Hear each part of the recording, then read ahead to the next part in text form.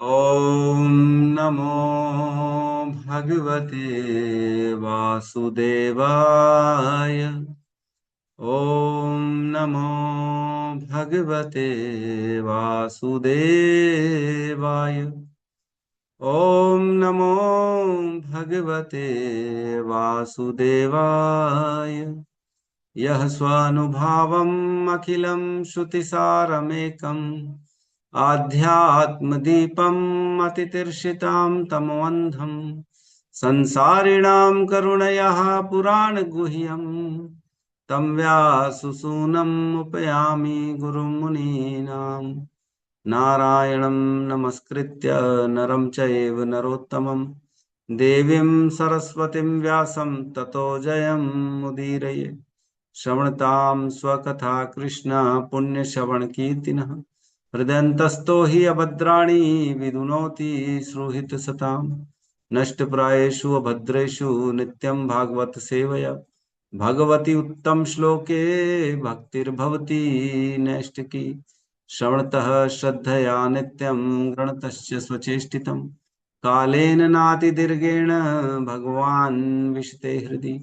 कृष्णाय वासुदेवाय देवकी नंदनाय च नंदगोपकुमाराय गोविन्दाय नमो नमः।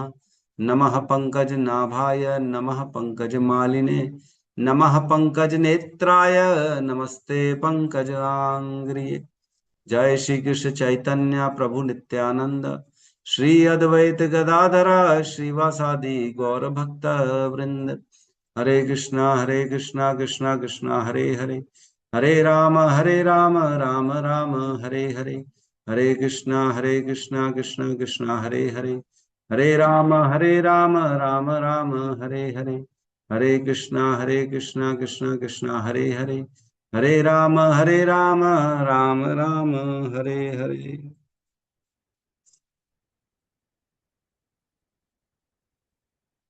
हरे कृष्णा। तो हमारा जो प्रसंग चल रहा है दूसरे स्कंद के 8वें अध्याय का, जिसमें राजा परीक्षित ने काफी सारे प्रश्न पूछे हैं। किससे पूछे? सुखदेव गोस्वामी से पूछे, है ना। कंफ्यूजन नहीं होना कौन किसको बोल रहा है। ये श्लोक सुखदेव गोस्वामी से राजा परीक्षित बात कर रहे, है ना। उन्होंने जब ब्रह्मा जी का प्रसंग बताया उसके बाद अब डिटेलिंग चाह रहे हैं। अभी तो केवल जो है ना थोड़ा सा सैंपल हुआ था, हाँ, है ना। बोलते हैं दुकान में जाते पहले थोड़ा सा टेस्ट करते हैं, फिर अब हाँ बड़ा ऑर्डर उसके बाद आता है। तो वैसे ही अभी तो टेस्ट किया है सुखदेव गोस्वामी से परीक्षित महाराज ने 3 अध्यायों में ब्रह्मा जी के ने क्या बताया था। अब कह रहे वही जो ब्रह्मा जी ने आदेश दिया था नारद जी को कि इसका प्रचार करो, इसका विपुली करो। तो अब वो जानना चाह रहे किससे किससे और क्या क्या उन्होंने बोला। मेरे को पूरा डिटेल बताइए। अब क्या कह रहे हैं और कि हे सुखदेव गोस्वामी, ये जो श्रीमद् भागवतम है इसको तो सुनने से हृदय पवित्र हो जाते हुए, जैसे ही ये हृदय में जाती है कानों के माध्यम से भगवान इसमें जो है प्रकट हो जाते हैं हमारे हृदय में। और भगवान जब प्रकट होते हैं तो बैठ के धुनोती शमलम कृष्ण, सारे के सारे अनर्थों को धो देते हैं। हमने चर्चा करी थी कि भगवान के नाम से यद्यपि पाप तुरंत खत्म हो जाते हैं लेकिन अनर्थ खत्म नहीं हो पाते हैं। और अनर्थ कैसे खत्म होते हैं? वो श्रीमद् भागवतम के श्रवण करने से धीरे धीरे खत्म होते। पाप करने की प्रवृत्ति कैसे जाएगी? नाम से वो नहीं जाती है। नाम से यद्यपि पाप तुरंत चले जाते हैं लेकिन प्रवृत्ति जो होती है पाप करने की वो श्रीमद् भागवतम से जाती है श्रवण करने से। तो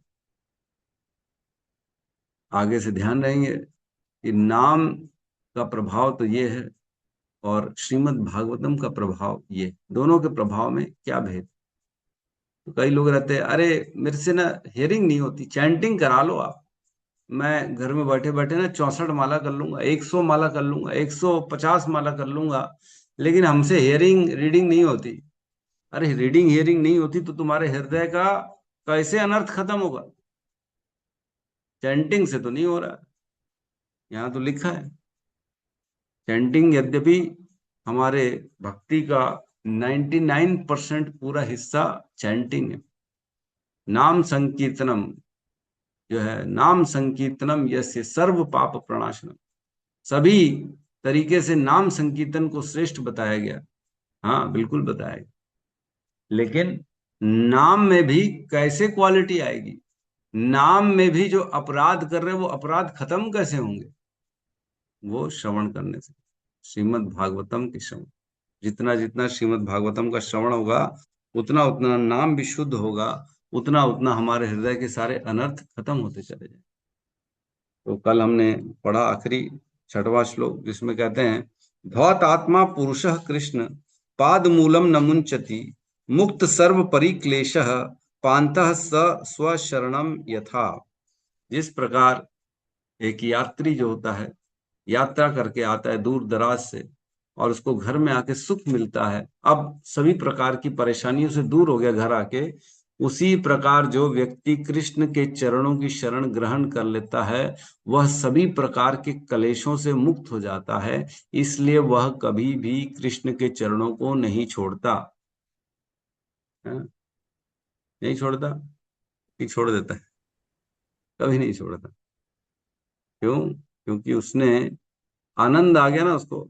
जैसे परेशानी होती है यात्रा की, परेशानी से दूर कैसे होते हैं, जब घर आ जाते हैं तब अब यात्रा की परेशानी नहीं, वहां की प्रॉब्लम, जो चिंता है, जो रहने की, खाने पीने की, घूमने की, काम की, जो भी चिंता है यात्रा में, वो सब खत्म हो जाती घर आने के बाद। वैसे ही अब भगवान के शरण में आने के बाद सब चिंता मुक्त हो जाते हैं। ठीक है, तो अब हम आज अगले श्लोक में प्रवेश करते हैं, है कि नहीं? श्लोक क्रमांक 7।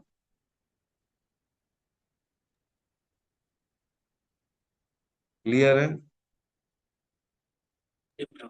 जी ठीक है जी। श्लोक क्रमांक 7, अध्याय 8, स्कंद 2, राजा परीक्षित द्वारा पूछे गए प्रश्न। हरे कृष्ण। यद धातुमतो ब्रह्मन् देह आरंभस्य धातुभिः यद्धातुमतो ब्रह्मन् देहरम्भोऽस्य धातुभिः यदृच्छया हेतुना वा भवन्तो जानते यथा। यदृच्छया हेतुना भवन्तो जानते यथा। यद्धातुमतो ब्रह्मन् देहोरारम्भोऽस्य धातुभिः यद्धातुमतो ब्रह्मन् देहारम्भोऽस्य धातुभिः यदेच्छया हेतुनवा वा भवन्तु जानते यथा। यदृच्छया हेतुना भवन्तो यथा।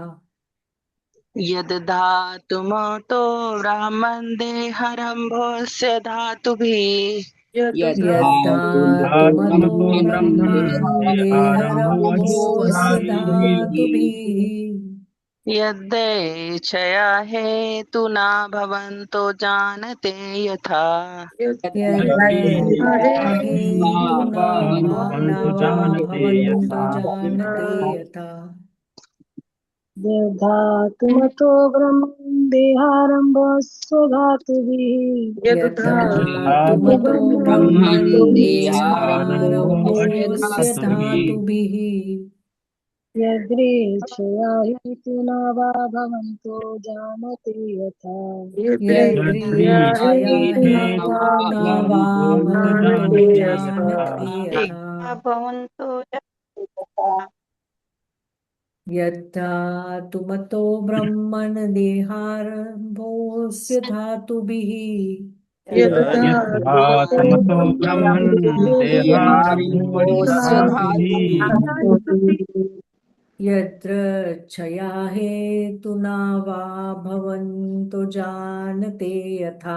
यद्रेच्छया हेतुना वा भवन्तु जानते यथा। अनुवाद। हे विद्वान ब्राह्मण, दिव्य आत्मा भौतिक देह से पृथक है, तो फिर क्या उसे आत्मा को अकस्मात ही देह की प्राप्ति होती है या किसी कारणवश? आपको यह ज्ञात है, अतः कृपा करके मुझे समझाइए। ओम ज्ञानतिमिरन्धस्य ज्ञानांजन शलाकया चक्षुरुन्मीलितं येन तस्मै श्री गुरुवे नमः। श्री चैतन्य मनोभीष्टं स्थापितं येन भूतले स्वयं रूपः कदा मह्यं ददाति स्वपदान्तिकं। वन्देऽहं श्रीगुरु श्रीयुतपदकमलं श्रीगुरून् वैष्णवांश्च श्रीरूपं साग्रजातं सहगण रघुनाथान्वितं तं सजीवं साद्वैतं सावधूतं परिजन सहितं कृष्ण चैतन्य देवं श्री राधा कृष्ण पादान सहगण ललिता श्री विशाखान्वितांश्च। हे कृष्ण करुणा सिंधु दीन बंधु जगतपते गोपेश गोपिका कांता राधा कांत नमस्तुते। तप्त कांचन गौरांगी राधे वृंदावनेश्वरी वृषभानुसुते देवी प्रणमामि हरिप्रिय। वांछा कल्पतरोभश्च कृपा सिंधुभ्यैव च पतितानां पावनेभ्यो वैष्णवेभ्यो नमो नमो विष्णुपादाय कृष्णपृष्ठाय भूतले श्रीमते भक्ति वेदांत स्वामीति नाम। नमस्ते सारस्वते देवे गौरवाणी प्रचारिणे निर्विशेष शून्यवादी पाश्चात्य देशतारिणे। जय श्री कृष्ण चैतन्य प्रभु नित्यानंद श्री अद्वैत गदाधर श्रीवासादि गौर। हरे कृष्णा कृष्णा कृष्णा हरे हरे, हरे राम राम राम हरे कृष्णा। तो बड़ा ही सुंदर श्लोक में प्रश्न कर रहे हैं, है ना। परीक्षित महाराज सुखदेव गोस्वामी से प्रश्न कर रहे हैं। क्या प्रश्न कर रहे हैं? यद अधातुम अथो ब्रह्मण, यद अधातुम अथो ब्रह्मण। यद मतलब जिस प्रकार, अधातुम अथो ब्रह्मण, अधातुम मतो ब्रह्मण मतलब अधातु मतः, अधातु जहां पे धातु ना हो। क्या धातु ना हो? मतलब जो पांच तत्व हैं, है ना। धातु मीन्स भूमि अग्नि जल वायु आकाश, है ना। पांच धातु जो है, जहां जिस भी चीज का इन धातुओं से संबंध नहीं है, जैसे आत्मा, जिसका इस शरीर की धातुओं से संबंध नहीं है। आत्मा का यद्यपि इन धातुओं से कोई संबंध नहीं है, ये शरीर बना ही धातुओं का, है ना। हम जानते हैं शरीर किसका बना है? पांच तत्वों का बना शरीर है। पांच तत्वों में मिला शरीर है। बनता भी पांच तत्व से है, फिर छूटने के बाद विलीन हो जाता है। जब अग्नि देह संस्कार होता है तो ये सब मिल भी जाता है उसी में। पृथ्वी का तत्व पृथ्वी में, अग्नि का तत्व अग्नि में, जल का तत्व जल में, वायु का तत्व वायु में, आकाश का तत्व आकाश में। तो ये धातु जितने हैं ना, ये सारे के सारे धातु वापस विलीन हो जाते हैं, लेकिन आत्मा शाश्वत बनी रहती। तो आत्मा का यद्यपि इन धातुओं से कोई लेना देना नहीं है। तो वही कह रहे हैं, यद अधातुम मतो ब्रह्मन। हे ब्रह्मन, यहाँ पे सुखदेव को कह रहे हैं, हे सुखदेव गोस्वामी, जिस प्रकार ये आत्मा जो है होती है, जिसका इन धातुओं से कोई संबंध नहीं है, आत्मा के बारे में कह रहे हैं आगे। देह आरंभो अस्य धातु भी, देह आरंभ, देह आरंभ। तो देह आरंभ मतलब शरीर की शुरुआत, है ना। तो कब हुई है शरीर की शुरुआत? कोई बता सकता है? देह आरंभ मीन्स, देह मीन्स शरीर और आरंभ मीन्स स्टार्ट। देह आरंभ, शरीर का स्टार्ट कहाँ हुआ? कोई बता सकता है क्या? प्लीज जल्दी जल्दी बताइए, हैंड रेस करिए। हाँ बताइए रोहिणी नंदन प्रभु, कब आपके शरीर का स्टार्ट हुआ? हरे कृष्ण प्रभु जी, धन्यवाद प्रणाम। प्रभु जी, एक्चुअल में ये शरीर का अभी जो है मेरा शरीर है, वो तो अभी हम माँ के गर्भ से आया तभी स्टार्ट हुआ। लेकिन हमारा हाँ शरीर तो मतलब जो है, जब हमने इच्छा करी होगी भगवान से, उस टाइम से हमारा शरीर मिलना शुरू हो गया होगा प्रभु जी। हाँ, तो है ना, ये शरीर तो माँ के गर्भ से जब आया तब शुरुआत हुई। और दिक्कत होती है। हाँ, यस श्री रघुनाथ दास जी, आप बताइए आपका मत क्या है?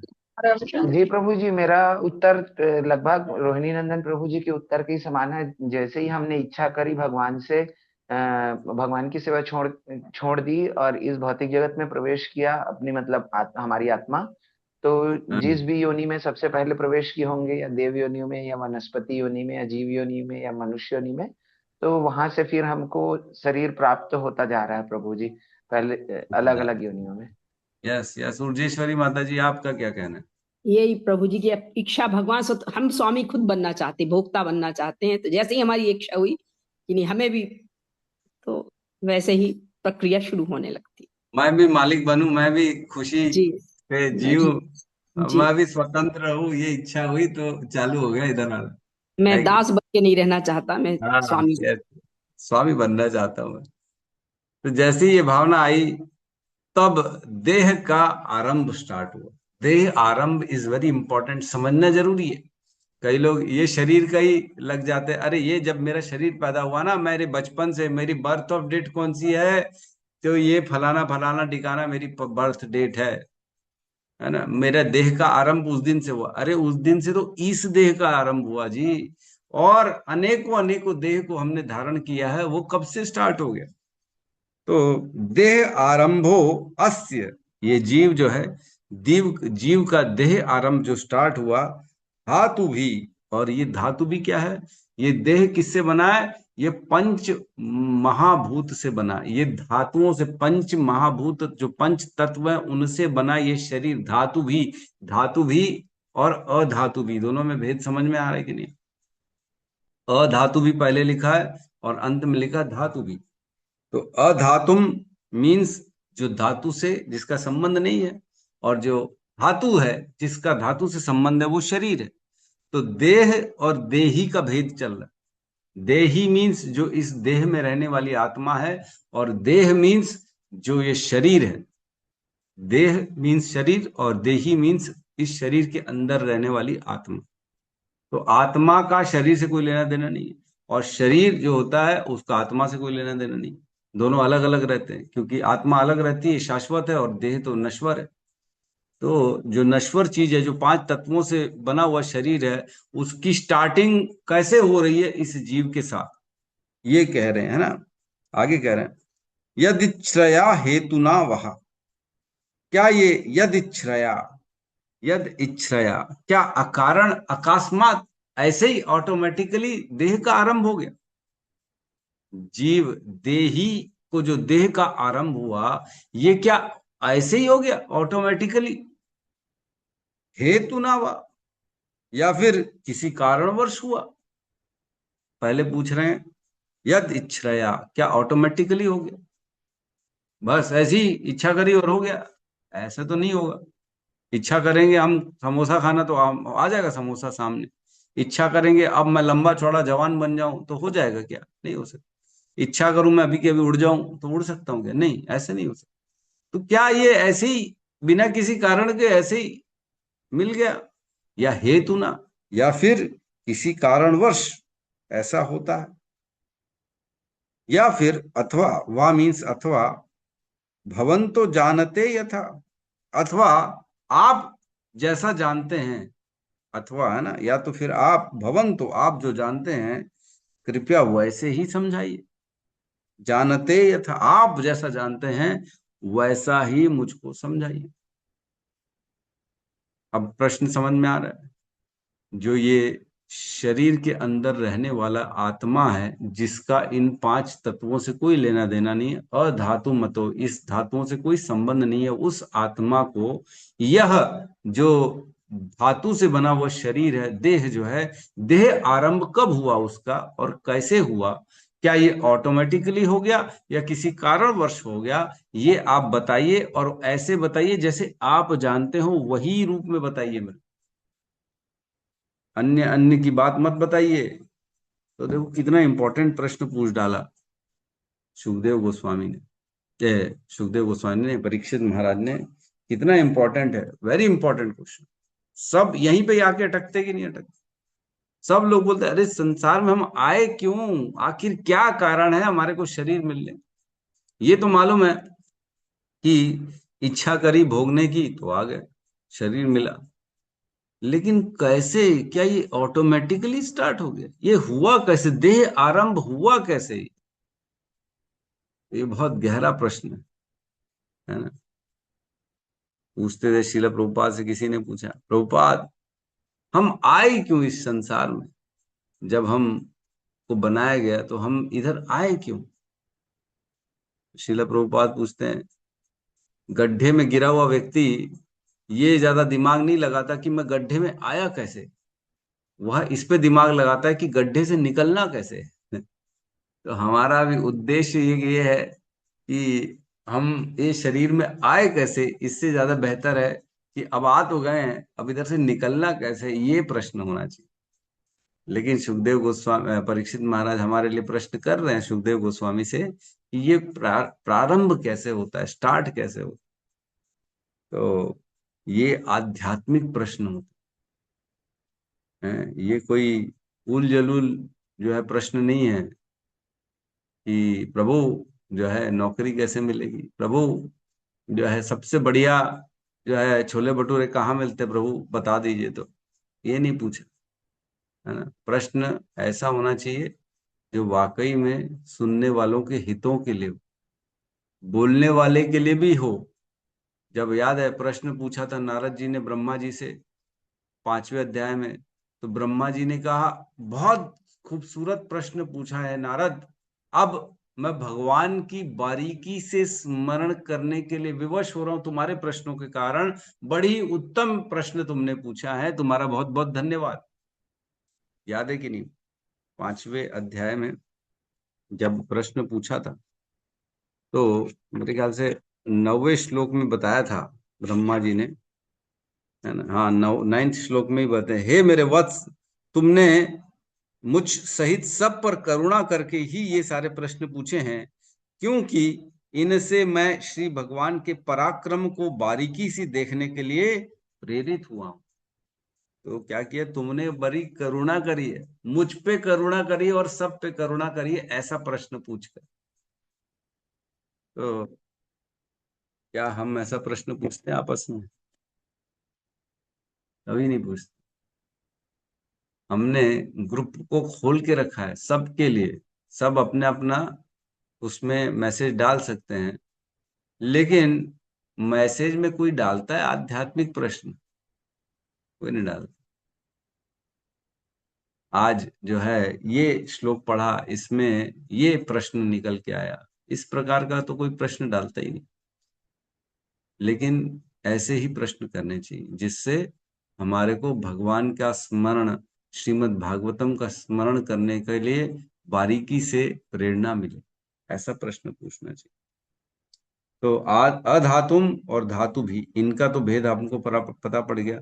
देह आरंभ, भौतिक शरीर की प्राप्ति, देह की जो है आरंभ कैसे स्टार्ट हुआ, कहाँ से इस चक्र का स्टार्ट हुआ बेसिकली, और क्यों हुआ, कैसे हुआ, कब हुआ, क्यों हुआ ये जानने की इच्छा रख, कब हुआ नहीं जानने की इच्छा रख रहे, ये सॉरी कब हुआ नहीं पूछे यहाँ पे, है ना।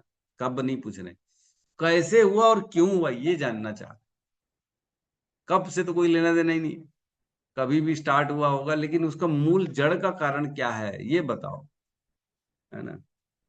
कब नहीं पूछ रहे हैं, कैसे और क्यों ये प्रश्न है, कब का प्रश्न नहीं है ना। तो कब यहां से बाहर, तो ऐसा प्रश्न पूछ क्यों रहे, जबकि हमने अभी 3 श्लोक पहले पूछा, देखा पढ़ा था, जो श्लोक क्रमांक 3 में उन्होंने बोला था सुखदेव गोस्वामी को कि मैं जो है आप कहते रहिए श्रीमद् भागवतम, मैं सुनते रहना चाहता हूं, क्योंकि मैं अपने मन को भगवान में स्थित करके अपने इस शरीर को त्यागना चाहता हूं। पढ़ा था हमने 3रे श्लोक में, याद है कि नहीं, कि भूल गए, है ना। कथस्य वह महाभाग यथा अहम अखिल आत्मनि कृष्णे निवेश्य निस्संगम मनस्त्यक्षे कलेवरम। ऐसा शरीर छोड़ूं कि मेरा मन भगवान में पूर्ण तरह स्थित हो और मैं तीनों गुणों के पार हो जाऊं, ये संसार की चीजों को दिमाग से बाहर करके पूर्ण रूपेण शुद्ध मन से भगवान में अपने मन को लगा के इस शरीर को त्यागूं।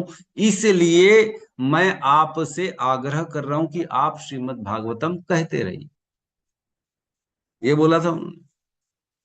तो जब उनका उद्देश्य इस शरीर को छोड़ना है और भगवान में अपने मन को स्थापित करना है, तो फिर ये प्रश्न क्यों कर रहे? हैं? ये प्रश्न क्यों कर रहे हैं?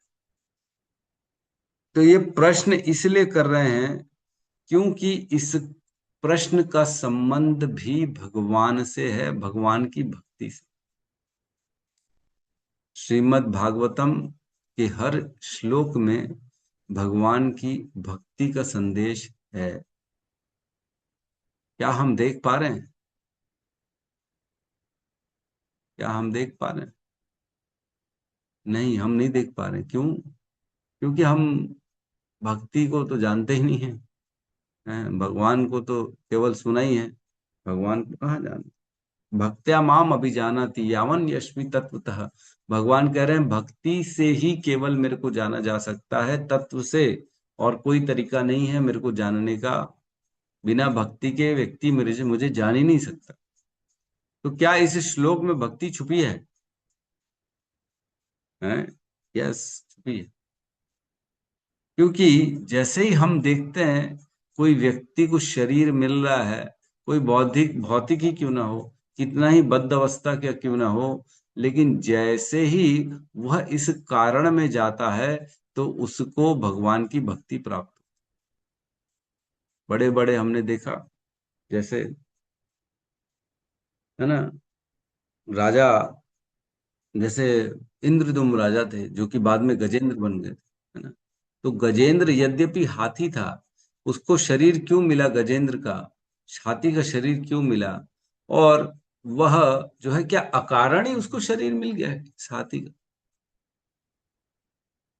क्या राजा चित्रकेतु थे जो पूर्ण रूप से भोगी थे, भोग में लगे हुए थे, में मोह था उनका, लेकिन उनका शरीर छोड़ते ही उनको असुर वृत्तासुर बन गए और वृत्तासुर बनकर भगवान की प्राप्ति हो गई। तो ये शरीर का जो निरंतर परिवर्तन है, इसके पीछे का क्या कारण है? क्यों व्यक्ति को कैसा शरीर मिल रहा है? किसी को कैसा शरीर मिल रहा है, किसी को कैसा शरीर मिल, क्यों मिला? जब हम इस पे जाते, क्या अकारण मिल गया? क्या राजा इंद्रदुम्न को अकारण ही गजेंद्र का शरीर मिल गया, हाथी का शरीर? अकारण नहीं मिला। ये सब भगवान की कृपा है, भगवान की लीला है, जो उसको गजेंद्र का शरीर, हाथी का शरीर मिला, जिससे वो अब भगवान की प्राप्ति कर सकते, और हो गई भगवान की प्राप्ति। वृत्तासुर असुर होके भगवान को उसने प्राप्त कर लिया, वो शरीर प्राप्त किया असुर का और भगवान की प्राप्ति हो गई। कोई बोल सकता है अरे प्रभु, राजा था, उसने क्या गलत काम किया जो उसको असुर बना डाला? असुर भी कोई तरीका? हम अपनी बुद्धि से देखेंगे तो हम तो यही देखेंगे, ये क्या बात है, क्या ये तो डिमोशन हो गया, प्रमोशन तो हुआ नहीं। भगवान की भक्ति कर रहा है तो उसको कम से कम उच्च शरीर मिलना चाहिए, देवताओं का शरीर मिलना चाहिए, है ना, कोई और बढ़िया एकदम ऋषि महान मुनि का शरीर मिलना चाहिए। क्या हाथी का शरीर दे दिया? तो बड़ा गहरे तत्व है ये सब, जिसको व्यक्ति समझ नहीं सकता, है ना। तो इसके तात्पर्य में श्रील प्रभुपाद लिखते हैं कि यह विशिष्ट भक्त होने के कारण महाराज परीक्षित गुरु शिष्य परंपरा से ब्रह्मा के प्रतिनिधि द्वारा श्रीमद् भागवतम सुनने के महत्व की पुष्टि ही संतुष्ट नहीं होती, महत्व की पुष्टि से ही संतुष्ट नहीं होते, वरन वे श्रीमद् भागवतम के दार्शनिक आधार को भी स्थापित करना चाहते। तो कह रहे हैं वह ये प्रश्न पूछ के श्रीमद् भागवतम को फिलोसफिकल स्थापित करना चाह रहे हैं। दार्शनिक मीन्स फिलोसफी, इसके जो है तत्वों को, इसके प्रमाणों को स्थापित करना चाहते हैं, इसलिए ये प्रश्न पूछा। ऐसे तो उन्होंने गुरु शिष्य परंपरा के बारे में बोल दिया और श्रीमद् भागवतम के महत्व को भी बता दिया, कैसे सुनने से भगवान प्रवेश करते हैं, वो हृदय में जाते हैं, अनर्थों को धो देते हैं, इतना बड़ा श्रीमद् भागवतम का महात्मा है, ये तो बता दिया उन्होंने। लेकिन अब ये बता रहे हैं कि नहीं, ये साइंटिफिकली भी जरूरी है जानना श्रीमद् भागवतम को। भक्ति के लिए तो जान लिया, ठीक है, लेकिन जो तर्क वितर्क है, जो विज्ञान है, अलग अलग जीवों के जन्म हो रहे हैं, उसके लिए भी श्रीमद् भागवतम को पढ़ना जरूरी है, स्थापित कर।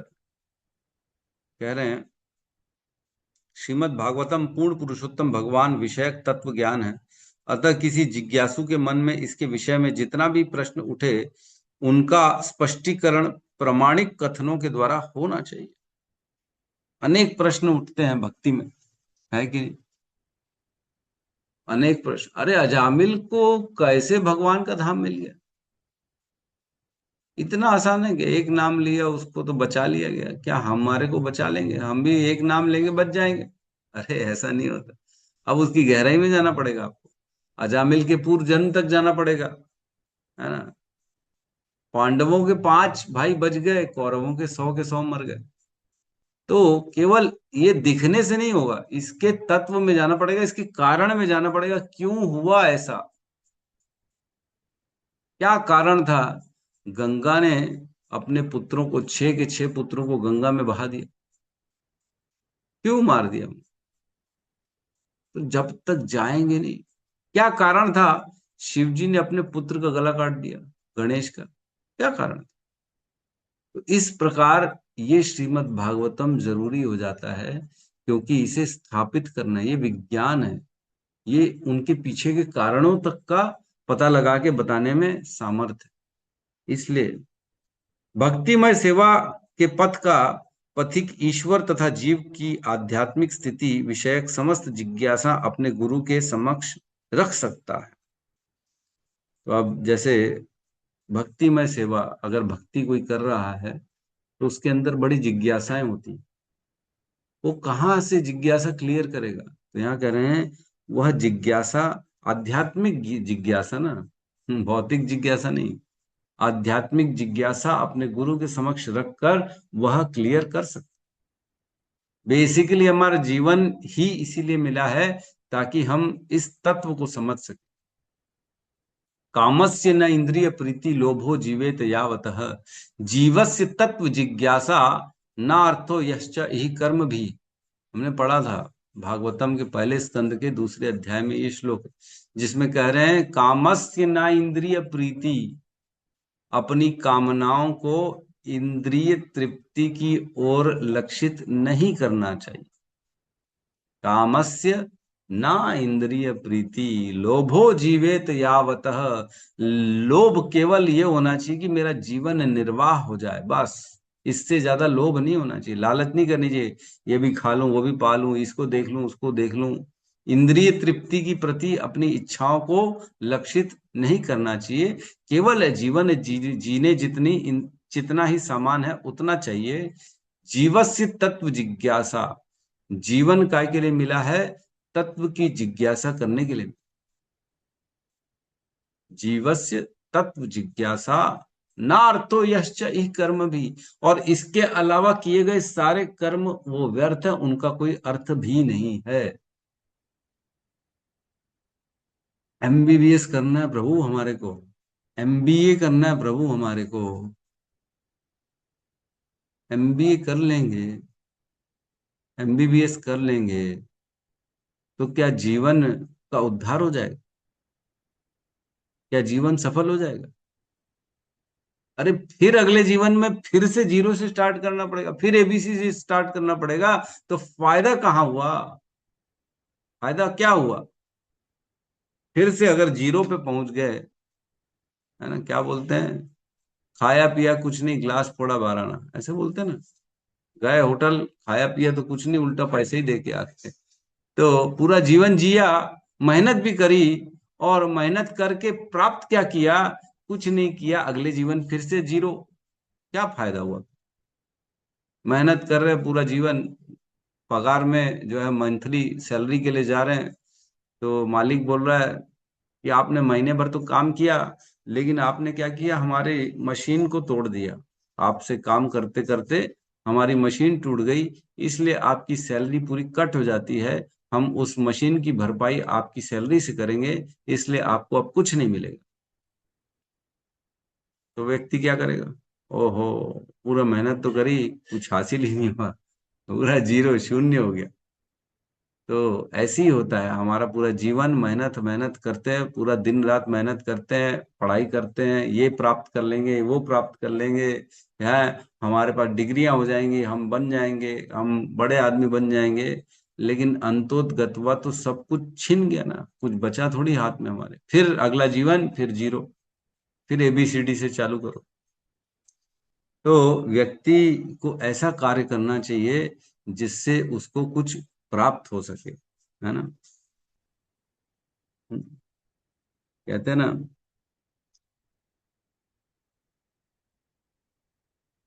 धर्म स्वनिष्ठितः पुंसम विश्वक्सेन कथासु यः न उत्पातयेत यतिर्त्यम श्रम एव ही केवलम। तो श्रम एव ही केवलम, केवल श्रम बच जाएगा अगर भगवान के प्रति हमने अपनी कार्य को नहीं लगाया। न उत्पात ये यतिरतिम, ऐसे सभी कार्यों में अगर भगवान के प्रति रति उत्पन्न न हो तो वो श्रम एव ही केवलम, केवल और केवल व्यर्थ का श्रम है। तो इसीलिए ये श्लोक पूछा जा रहा है परीक्षित महाराज द्वारा कि कैसे ये हो रहा है, कैसे इस चक्र से बाहर निकला जाए, कैसे ये क्यों हो रहा है, क्या कारण है।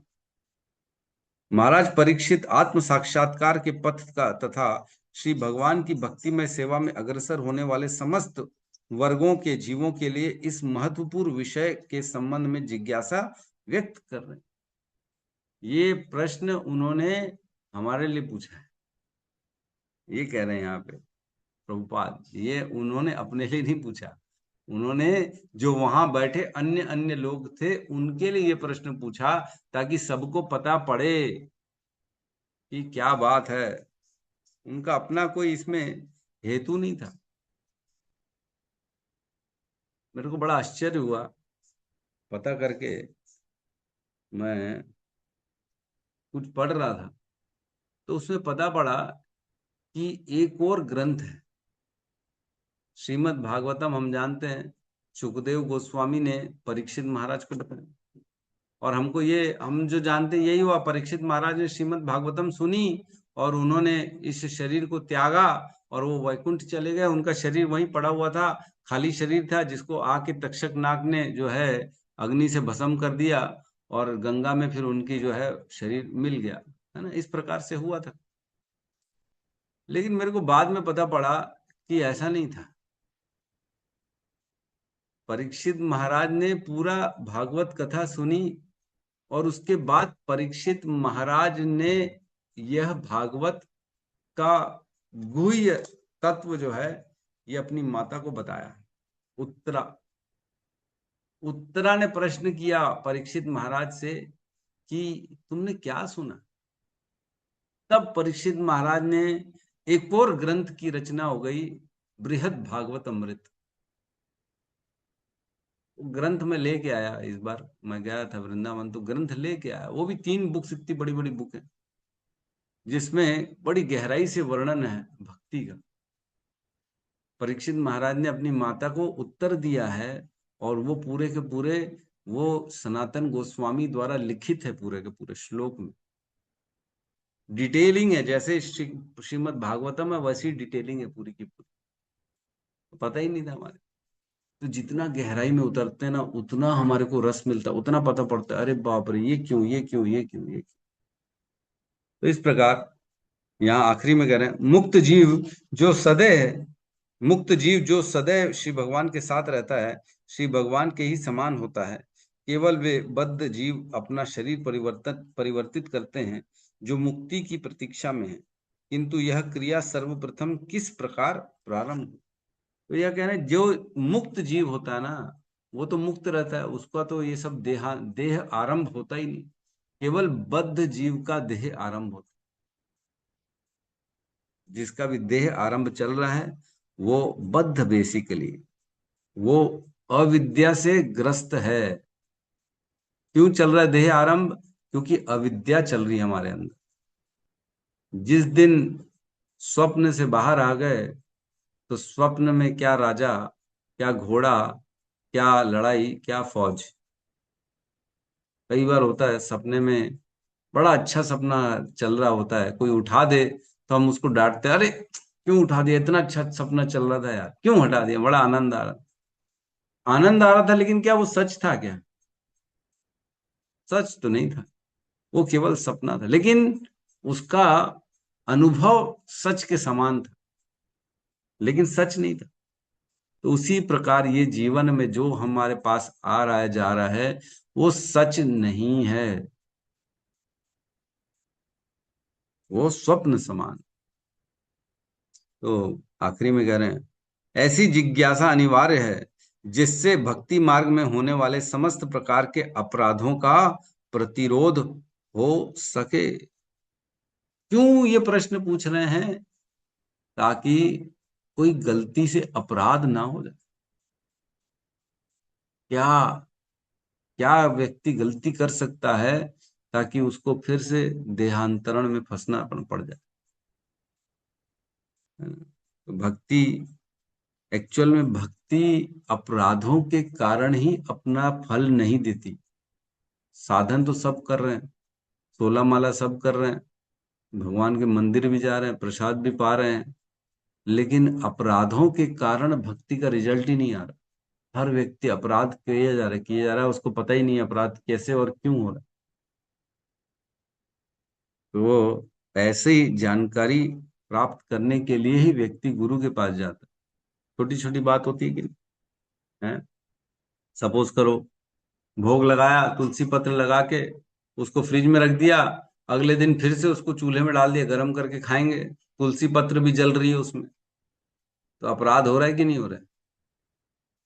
भोग तो लगाया, फिर तुलसी पत्र उड़ गई नीचे जमीन में पंखे से, दिख ही नहीं रही है, अब लोगों के पैर के नीचे आ रही है तुलसी पत्र, तो अपराध हो रहा है कि नहीं हो रहा है? पता ही नहीं पड़ रहा। व्यक्ति गलती से अपराध करे जा रहे, इसीलिए तो रिजल्ट नहीं आ रहा। फिर वो, अरे प्रभु हमारे को तो रिजल्ट नहीं आ रहा, हम तो इतने टाइम से 16 माला कर। अरे तुम 16 माला कर रहे हो, लेकिन कहाँ अपराध है वो तो देखो, पूछो तो सही, कैसे करना है यही नहीं मालूम है। भगवान को स्नान करा रहे हैं और वो लिए टूथब्रश, उससे घसे जा रहे हैं भगवान को, गोरा बनाना, चमकाना है भगवान भगवान के विग्रह को लिए सरफ में ऐसा डाले, एकदम ऐसा रगड़ रहे जोर जोर से, जोर। तो ये अपराध बन रहा है, पता ही नहीं व्यक्ति को कि मैं अपराध कर रहा हूं। तो ऐसे वो भक्ति का रिजल्ट ही नहीं आएगा। आप क्या कर रहे हो, गलती कर रहे हो। तो ये बताने वाला कौन है? ये गुरुदेव है।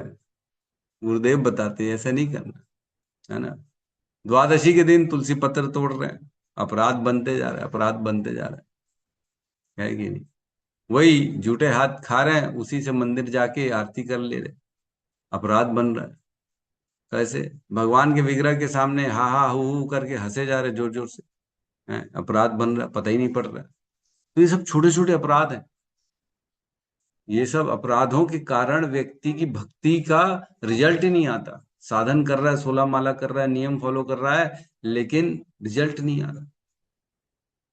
ऐसे अपराधों से दूर जाने के लिए गुरु के पास जाके जिज्ञासा तो करनी पड़ेगी ना। वही जिज्ञासा कर रहे हैं यहाँ पे जो है परीक्षित महाराज। महाराज परीक्षित की तरह भक्ति में स्थित होते हुए भी भक्त को आत्म सिद्ध गुरु से इसके विषय में जिज्ञासा करनी चाहिए। दूसरे शब्दों में गुरु को भी अत्यंत सक्षम और पारंगत होना चाहिए, जिससे वह भक्तों की इन समस्त जिज्ञासाओं को शमित कर सके। अतः जो प्रमाणिक शास्त्रों में दक्ष ना हो और इन संगत जिज्ञासाओं का उत्तर देने में सामर्थ्य ना हो, उसे भौतिक लाभ के लिए गुरु बनने का स्वांग नहीं करना चाहिए। जिसे शास्त्र मालूम नहीं है, जिसे जानकारी नहीं है, उसको गुरु बनने की कोई आवश्यकता नहीं है। कई लोग होते हैं कि ठीक है ना यार, मेरे को गुरु बोलेंगे, बढ़िया मेरी उपाधि मिल रही है तो जो है मैं गुरु बन जाता हूँ, है ना। है ना। क्या कहते हैं, बड़ा सुंदर एक श्लोक है शोक न हरे, हरे हरे हरे शिष्य धन हरे, शोक न हरे, से गुरु घोर नरक में पड़े। क्या है? हरे शिष्य धन हरे, शोक न हरे, से गुरु घोर नरक में पड़े। तो जो गुरु होता है, अगर शिष्य का शोक का हरण नहीं कर रहा, वो केवल धन का हरण कर रहा है, तो वो घोर नरक में जाता है। बहवः गुरुवो संति शिष्य वित्ताप हारक, सदगुरु दुर्लभम देही शिष्य संताप हारक। शिव जी कह रहे हैं पार्वती को कि बहुत सारे गुरु हैं जो संसार में हैं, शिष्यों का पैसा ले रहे हैं, लेकिन सदगुरु दुर्लभम देही, और ऐसा सदगुरु बड़ा दुर्लभ है जो शिष्य के संताप को हरण कर। ऐसे गुरु को कभी भी त्याजना नहीं चाहिए, उसकी शरण में रहना चाहिए। बड़ी मुश्किल से ऐसा गुरु मिलता है जो व्यक्ति को सद्बुद्धि देता है, जो ज्ञान देता है, जो हमें बताता है कि हम हैं कौन, हम संसार में कैसे परेशान, कैसे जल रहे हैं तापों से, वह बताता है कि रास्ता क्या है। और ऐसे गुरु को आदमी हल्का ले लेता। जो हमारे को पग पग पे जिसने सिखाया नाम जप करना, भगवान के बारे में बताया, तत्व के बारे में बताया, अपने जीवन को सही मार्ग में लगाने का दिशा निर्देशन जिसने दिया, ऐसे गुरु को जो है कभी त्यागना नहीं चाहिए। उसकी चार बात सुन लेनी चाहिए, सदा सदा समर्पित होना चाहिए।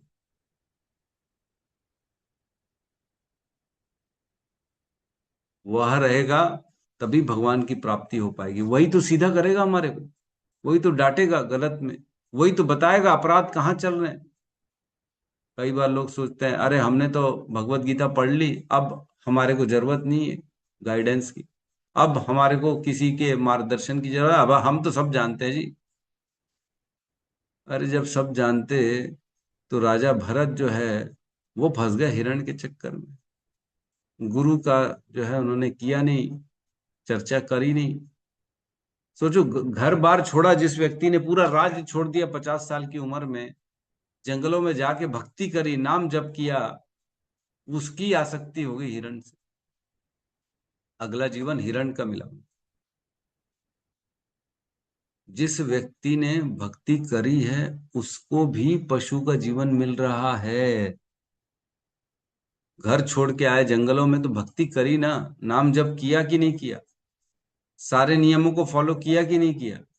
और ऐसा भी नहीं कि एक दो महीना, अनेक अनेक वर्षों तक भक्ति करी, अनेक अनेक वर्षों तक नाम जप किया, सुबह से रात तक नाम जप किया, लेकिन फिर भी पशु की योनि मिल गई अगली। तो हम कितनी माला कर रहे हैं, हम कितना सच में भगवान की प्राप्ति की इच्छा कर रहे हैं। इतने शुद्ध भक्त, इतने शुद्ध जो साधना कर रहा है, उसको तक जो है पशु की योनि मिल जा रही है, तो हमारा क्या होगा। हमको मिलेगी मनुष्य योनि मिलेगी। अपना चिंतन खुद कर सकते कि मैं कितना शुद्ध हूं, मेरे अंदर कितनी इच्छाएं हैं। एक इच्छा रहने मात्र से पशु की योनि आ गई राजा भरत के अंदर, तो हमारे अंदर तो लिस्ट बनी हुई है कि नहीं? पूरी की पूरी लंबी लिस्ट है। बैठेंगे ना एक दिन, एकांत में बैठिएगा और एक कॉपी पेन लेके बैठिएगा कि क्या क्या इच्छाएं हैं मेरी, लिखिएगा, एक एक इच्छा करके लिस्ट बनाइए। सबसे विनती है, सब लिस्ट बनाओ अपनी अपनी, क्या इच्छा है मेरी। देखिएगा कितनी लिस्ट हो रही है ना। कल बताइएगा, इच्छा मत बताइएगा कि लिस्ट कितनी लंबी है मेरी।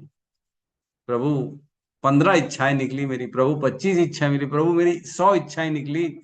ऐसे करके लिस्ट बनाएंगे ना तो लंबी होती चली जाएगी, ऐसी लंबी लिस्ट निकलेगी। एक इच्छा के कारण राजा भरत को पशु योनि हिरण में जाना पड़ गया, तो हमारी 15-25 इच्छाओं के कारण हमारे को कितनी योनि में जाना पड़ेगा, आप खुद अनुमान लगा लेना, है ना। इच्छाओं की लिस्ट बनाना, लेकिन तब पता पड़ेगा कि वाकई में कि हमारे अंदर कितनी इच्छा बनी हुई। तो जो शिष्य का उद्धार करने में असमर्थ हो उसका गुरु बनना अवैध है। श्रील प्रभुपाद कह रहे हैं अवैध है। जिसको शिष्य का उद्धार करना नहीं आता वो कभी भी गुरु नहीं बनना चाहिए उसको। तो ये अपने आप में बहुत बड़ा जो है उत्तर जिम्मेदारी है गुरु बनना। तो व्यक्ति बड़ा सोच समझ के गुरु बने। आज की डेट में हर व्यक्ति गुरु है हर किसी के पास ज्ञान है। ठीक है, खैर हम इस पे ज्यादा चर्चा नहीं करते हैं। किसी का प्रश्न है तो हम यहाँ पे ले सकते हैं।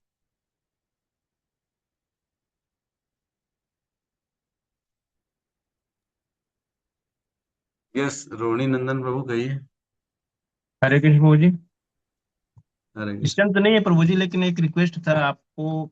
एक दो बार और चर्चा हुई थी, जैसे अभी प्रभुपाद जी ने इतने गहरे गहरे जो लाइन लिखे हैं, है ना, तो उसको क्या है, आप बोलते हैं कि घर में पढ़ा कर, हम तो घर में पढ़ते हैं प्रभु जी, उसके बाद फिर उतना क्लेरिफिकेशन नहीं होता, है ना।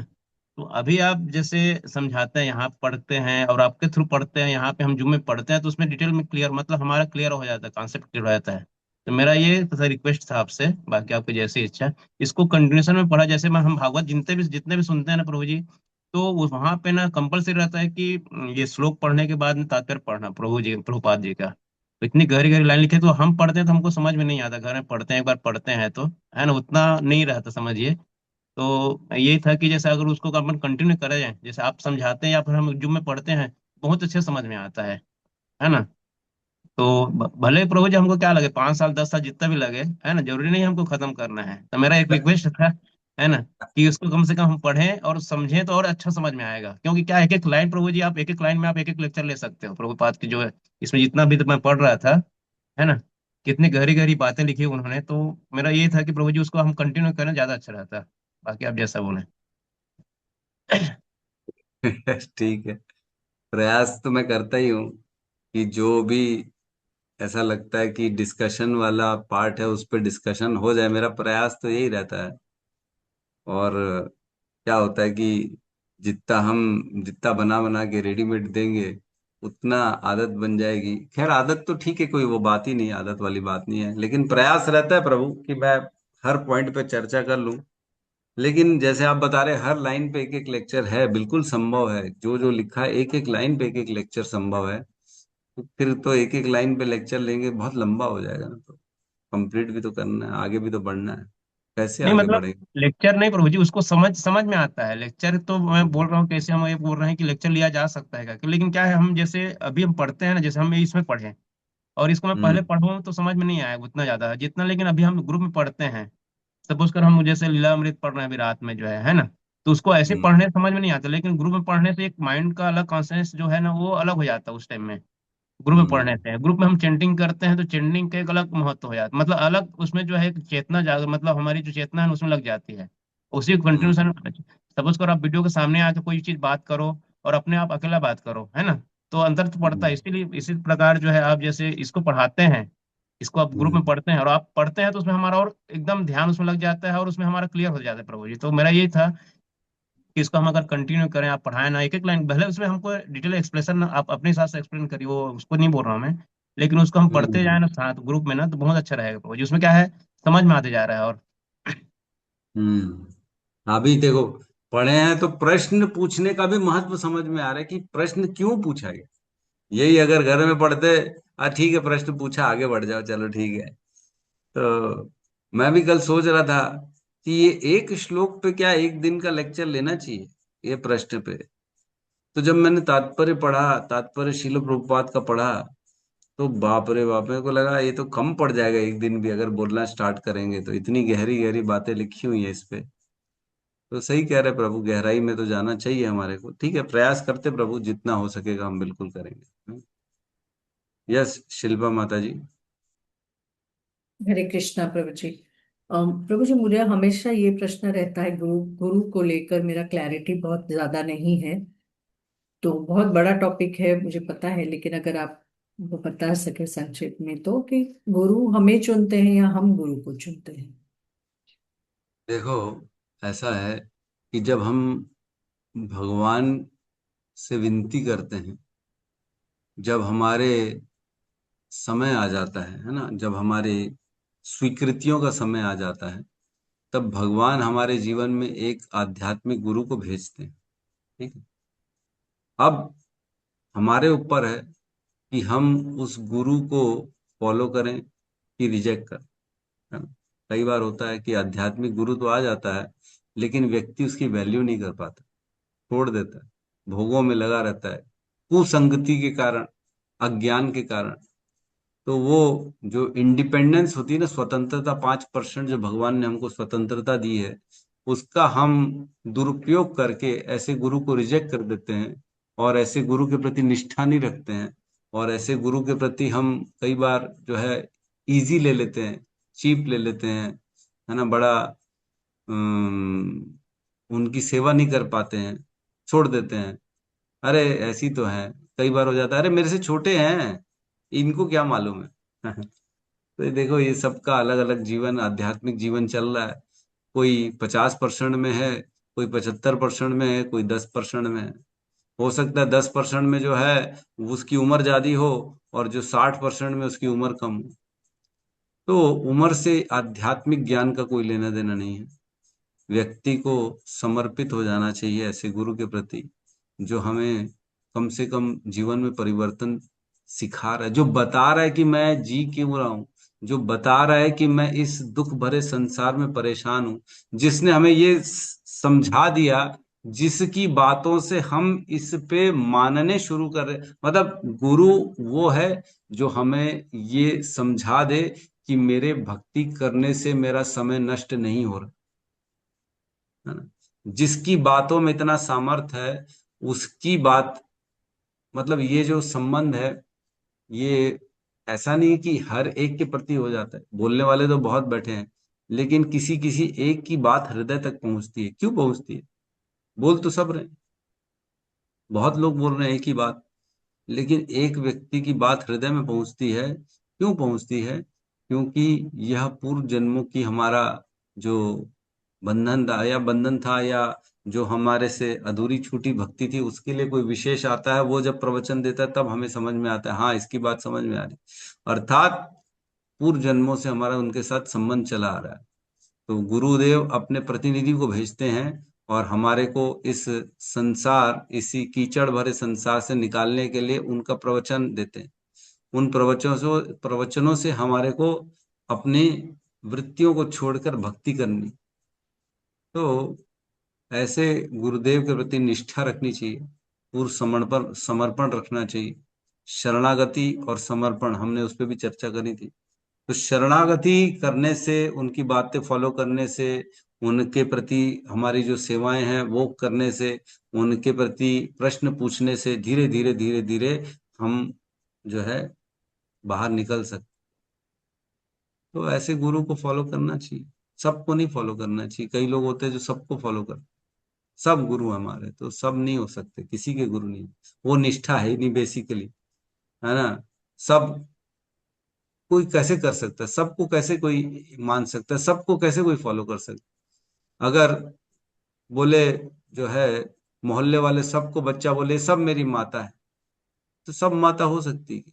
नहीं होगी। माता तो एक होगी। शिक्षा भले सब दे सकते हैं, लेकिन माता तो एक ही होगी। उसी प्रकार गुरु निष्ठा एक ही होती है, सब पे नहीं होती। सबसे सुन सकते हैं लेकिन फॉलो, जैसे हमने बताया था, एक जबाला का पुत्र था सत्यवान, सत्यकाम। सत्यकाम गौतम ऋषि के पास जाता है। गौतम ऋषि उसको स्वीकार कर लेते हैं, है ना। पहले गौतम ऋषि पूछते हैं कि तुम्हारा गोत्र क्या है। तो सत्यकाम जबाला के पास जाता है, बोलता है हमारा गोत्र क्या है। तो सत्यकाम को बोलती है जबाला, मेरे को नहीं मालूम तुम्हारा पिता कौन है, क्योंकि मैं तो दासी थी, बहुत जगह गई थी, पता नहीं तुम किसके पुत्र हो। तो एज इट इज वो आके बता देता है गौतम को कि मेरे को मेरी माता ऐसे ऐसे बता रही। तो गुरु बुद्धदेव बोलते हैं कि तुम पक्का किसी ब्राह्मण के पुत्र हो, क्योंकि तुमने सत्य बोला। फिर गुरुदेव उसको सेवा में लगाते हैं, गायों की सेवा में। तो गाय को ले जाता है वो, और निष्ठा करता है, जब गाय 400 गाय हैं, ये जब 1000 हो जाएंगी तब मैं गुरुदेव के पास वापस आऊं। तो बहुत टाइम गायों की सेवा करता है। कुछ टाइम बाद ही जो है गाय 1000 हो जाती। फिर एक बैल आता है। बैल बोलता है सत्यकाम को, हे सत्यकाम, तुम्हारी गुरुदेव की प्रति निष्ठा कितनी अच्छी है कि तुम्हारी गाय देखो कितनी जल्दी 1000 हो गई हैं, अब तो चलो वापस। तो सत्यकाम बोलता है आप बैल होके बोल रहे हो?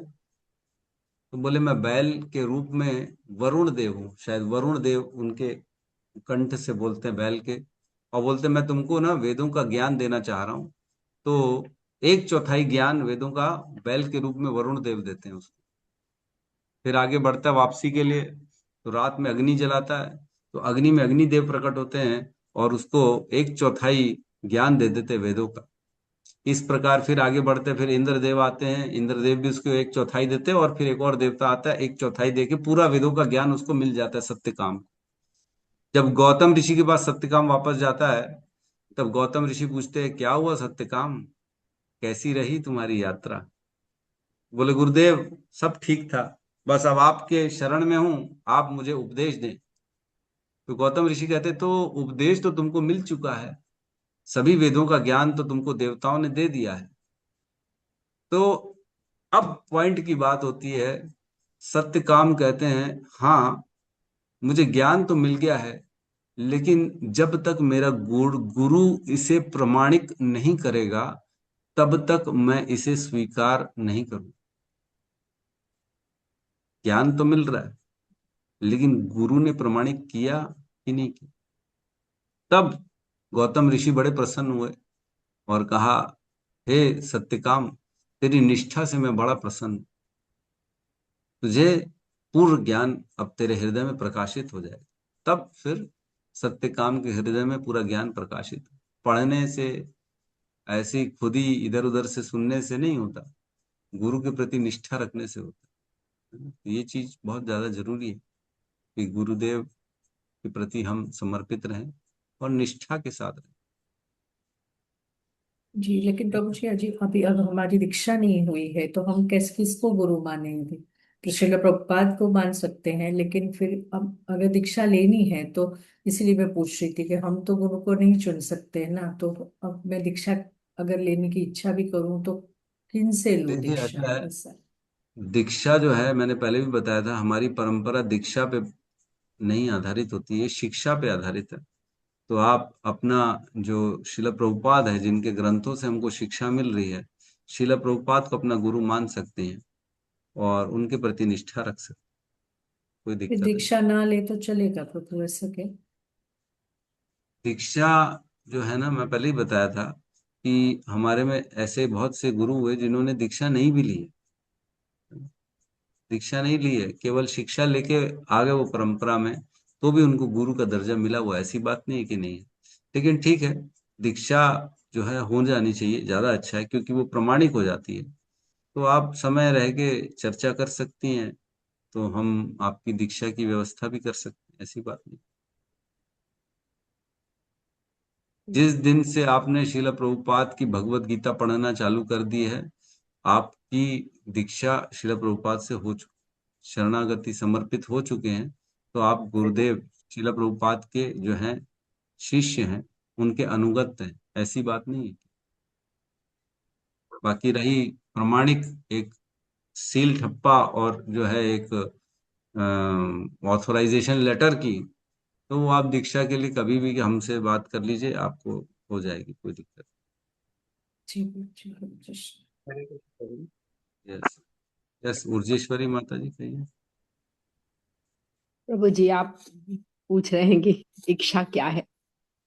बस इच्छा अब यही है प्रभु जी, भगवान ने तो इतनी कृपा की है, बहुत अच्छे माँ बाप दिए थे, बहुत अच्छे बच्चे दिए, बहुत अच्छा परिवार दिया है, सब कुछ बहुत अच्छा दिया है। मतलब हम 5 भाई बहन हैं, मैं सबसे खराब हूँ प्रभु जी। मतलब चारों भाई बहन हमारे सबसे कमजोर हूँ, सबसे मतलब बुद्धि में भी कमजोर हूँ। चारों भाई बहन बहुत अच्छे हैं हमारे। सब अंतिम इच्छा यही है प्रभु जी कि आप मुझे, आप जैसे शुद्ध भक्त मुझे भागवत की कथा सुनाते रहे, इन भक्तों का दर्शन देते देते मेरे प्राण निकल जाएं प्रभु जी। और आप मेरी एप्लीकेशन फॉरवर्ड करके शील प्रभुपाद तक, मेरे दीक्षा गुरु, आप शिक्षा गुरु, दीक्षा गुरु, गुरु महाराज को पकड़ा के शील प्रभुपाद के द्वारा मुझे भगवान के चरणों में फेंक देना, बस प्रभु जी मेरी यही इच्छा है। और मेरे से अपराध नहीं हो, बस प्रभु जी मेरे से अपराध नहीं हो। कोशिश तो करती हूँ, ऐसा नहीं है कि नहीं होते, और आपकी कथा सुनते सुनते मेरे प्राण निकल जाएं। ये कैसे होगा प्रभु जी की, मतलब कि मुझे भक्तों का संग और आपका। आप जुड़े रहिए माता जी, क्यों आप इतना सोच रही हैं, आप तो बहुत अच्छा कर रही हैं। नहीं प्रभु आपकी जी, जो है हृदय शुद्ध है, आप बड़ी पवित्र आत्मा है माता जी। नहीं आपका निश्चित तौर से काफी जो है भगवान की आपके ऊपर कृपा बनी हुई है। और आप जिस हिसाब से सुनती हैं अटेंटिवली, जिस हिसाब से आपकी शरणागति आप देखिए ना, कितने कम समय में आप तो बहुत बाद जुड़ी हैं, जबकि काफी लोग मेरे से बहुत पहले से जुड़े हैं, लेकिन जो आपकी शरणागति का लेवल है वो कहाँ दूसरों के लेवल के बराबर है। इतना शरणागति कर दी आपने, दूसरों के तो 2-2 4-4 साल हो जाते हैं, उनको अभी भी जो है कंफ्यूजन ही रहता है। उनको अभी तक यही समझ में नहीं आ रहा कि जीवन में करना क्या, फॉलो किसको करना है। नहीं तो प्रभु ऐसा जी, कहीं ना आप कहीं ये आप भगवान की ये कृपा आप है। ये आप ये प्रेम, भक्त के प्रेम किससे बोल रहे हैं? बाकी मुझे मालूम मैं क्या हूँ, मैं नहीं हूँ इतनी शुद्ध प्रभु जी, मैं नहीं। हम्म। तो आप हमको मानती तो हमारी बात भी मानिए, हम जानते हैं। मान रहे हैं प्रभु जी, आपकी बात मान रहे हैं। निश्चित तौर से आपके द्वारा ही मैं शुद्ध हो जाऊं बस। मेरे द्वारा नहीं, श्रीमद् भागवतम के द्वारा। मैं तो एक नहीं, आपको भेजा निमित्त तो है प्रभु निमित्त जी, हम लोगों हाँ, के लिए निमित्त भेजा तो है, मात्र आपको हैं। भेजा तो है प्रभु जी। हम मैं ये निमित्त बहुत हैं। बड़ी कृपा है, बहुत बड़ी प्रभु की कृपा है, कृष्ण की कृपा है जो आप हम लोगों के जीवन में आए। तो श्रील प्रभुपाद की कृपा है, गुरु परंपरा की कृपा है ना, चैतन्य महाप्रभु की कृपा है जो ये सारा कुछ संभव हो पा रहा है। निश्चित आप तौर से आप निश्चित रहिए माता जी, आपका तो भगवान खड़े हैं आपके लिए, निश्चित। आप पहुंचा देंगे ना प्रभु जी, क्योंकि हम आना नहीं प्रभु जी इस मतलब गड्ढे में क्यों आ गए ये नहीं मालूम, पर गड्ढे से बाहर निकलना आपने कहा ना, गड्ढे में आ गए ये तो कभी नहीं सोचा, पर निकलने की तो जरूर तलब लगी है कि यही तो गुरु परंपरा है ना। आज शरणागति करेंगे तो मेरा जिम्मेदारी मेरे गुरुदेव लेंगे, आपकी जिम्मेदारी आपके गुरुदेव लेंगे। यही तो गुरु परंपरा है। आज जब तक हम शरणागति नहीं करेंगे, उनका प्रेम नहीं होगा, तो वो कैसे ले जाएंगे? वो निष्ठा देखेंगे नहीं। जब व्यक्ति, उनको लगेगा कि अरे इसके तो 4-5-10 लोगों के प्रति निर्भर है ये, तो फिर कैसे वो ले जाएंगे? वो बोले ठीक है, इसको कोई और ले जाएगा, कोई बात नहीं। जो मेरे प्रति पूर्ण समर्पित है, मेरे को तो उसको लेके जाना जरूरी है ना। हर गुरुदेव ऐसे ही सोचता है। जो जिस गुरुदेव को मालूम है कि ये पूर्ण रूप से मेरे प्रति समर्पित है, इसका और कोई है ही नहीं, आश्रय नहीं है, मेरे भरोसे है ये, वो गुरुदेव अपने शिष्य को लेके जाए। अब इतनी बुद्धि तो सब में ही है कि कौन कितने प्रति, किसके प्रति कितना परसेंटेज जो है वो समर्पित, उसको लेके जाए, निश्चिंत तौर से लेके। बस प्रभु ऐसे ही। यस नीलम माता जी कहिए। हरे कृष्णा प्रभु जी, दंडवत प्रणाम प्रभु जी। हम्म,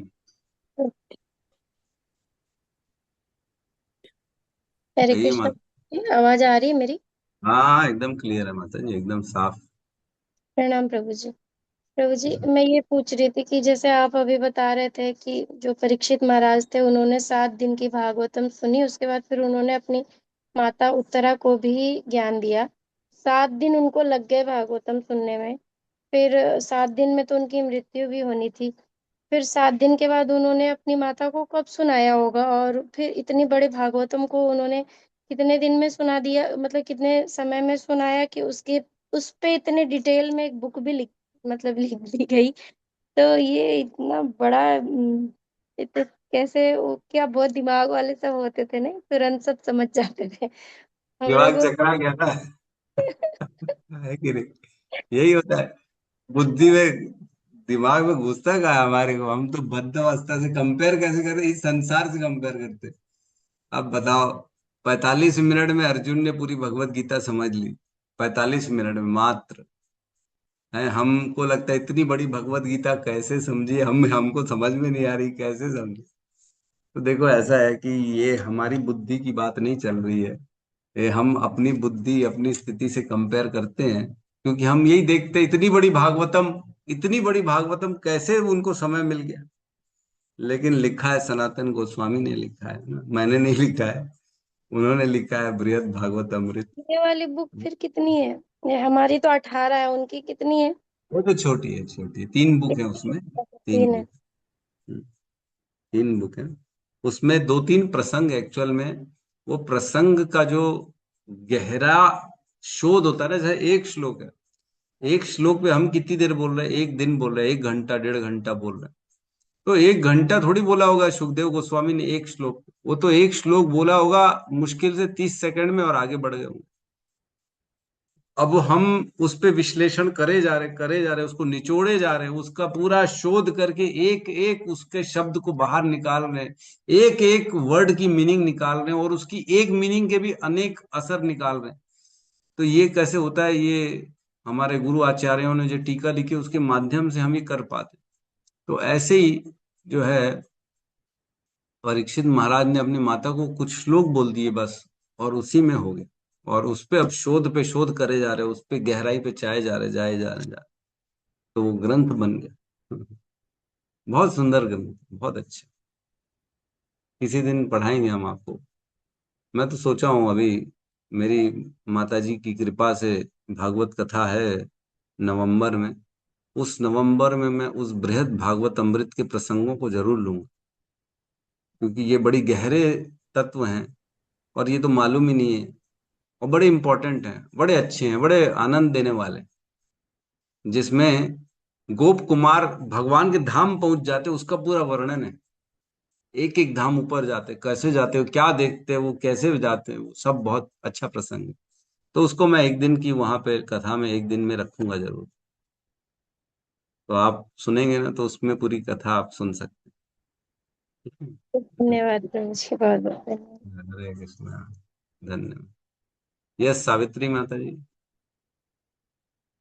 हरे कृष्ण प्रभु जी, दंडवत प्रणाम। हाँ, प्रभु जी, मेरे जेठ जी एक्सपायर हो गए, तो मुझे क्या करना चाहिए? पूजा पाठ तो नहीं करना चाहिए ना? आपके जेठ जी एक्सपायर हो गए? हाँ। हम्म। और हम लोग में प्रभु महाराज की शरण ग्रहण की, तब से अपने आप प्रभु जी धीरे धीरे इच्छाएं तो कम होने लगी है, क्योंकि पूरा दिन भक्ति में ही लगा रहना पड़ता है। जैसे कल प्रभु जी मैं गया था एक मार्केट में अपने काम के लिए, थोड़ा समय मिला, मैं चतुश्लोकी भागवत प्रशांत मुकुंद दास जी का सुनने लगा। तो रेखा है कि 33 34 35, उसको नोट किया, फिर आके पढ़ा। जबकि अभी आप तो पढ़ाएंगे आगे के स्कंदों में, तो थोड़ा पढ़ने लगा। तो इस तरीके से प्रभु जी जैसा धीरे धीरे खुद भी पढ़ने से कोई चीज सुनना है तो उसको कॉन्सेप्ट को क्लियर करने के लिए तो उसको हाईलाइटर लगा के और धीरे धीरे पढ़ा जाता है। तो प्रभु जी धीरे धीरे वैसे इच्छाएं कम होने लगी काफी, जब से भागवतम की शरण लिया गया है। और प्रभु जी जैसे मान लीजिए अभी मैं एक रिलेशन में गया तो उन्होंने कहा कि पांडवों ने सबको मार डाला, इतने हत्याएं कर दी, तो सब नरकगामी हो गए। तो कल प्रशांत मुकुंद प्रभु जी ने उसका भी थोड़ा उसी में वर्णन किया था कि पहले स्कंद के 15वें अध्याय में पांडवों को मोक्ष की प्राप्ति हो गई, सशरीर चले गए, तो मैंने उसको भी पढ़ा। तो इससे प्रभु जी से प्रचार में भी पंढरपुर गया था, तो मैंने एक गत्ता भागवतम लाके दिव्यलोचन प्रभु को दिया वहां से। वहां प्रभु जी स्पॉन्सर्ड वाला था, तो सस्ता मिल गया, पुणे से ले आए। और प्रभु जी लगभग 40 श्रीमद् भगवत गीता मैं अपने ट्रेन में लाद के किसी तरीके से लाया, कुछ वहां अरे सस्ती मिल गई थी। और प्रभु जी मेरा बराबर इच्छा रहती है कि मैं रोज कर तो बहुत नहीं पाता, लेकिन निकलता हूँ 2 4 भगवत गीता रखे रहता हूँ जहां जाता हूँ। तो ट्रेन में भी दे देता हूँ, मार्केट में भी जाता हूँ, तो प्रयास करता हूँ प्रभु जी। अब जितना प्रचार कर पाता हूँ उतना करता हूँ, जितना भगवान सेवा लेना चाहते हैं। तो गीता बहुत वितरण करता सुंदर। रहता हूँ। भागवतम प्रभु जी अभी एक लोगों को और मंगाया हूँ, भागवतम दे रहा हूँ प्रभु जी। तो इस बहुत तरीके सुंदर। से तो। अरे बहुत। और तो प्रभु देखो जी जहाँ ऐसा है, तक सुनने की जी।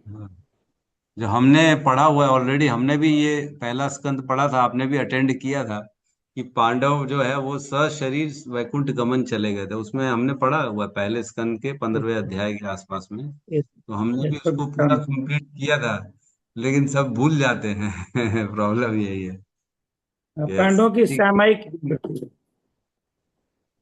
पांडवों की सामयिक निवृत्ति में प्रभु जी, जैसे कि हाँ हाँ द्रौपदी जी और सुभद्रा जी बाद में गई थी।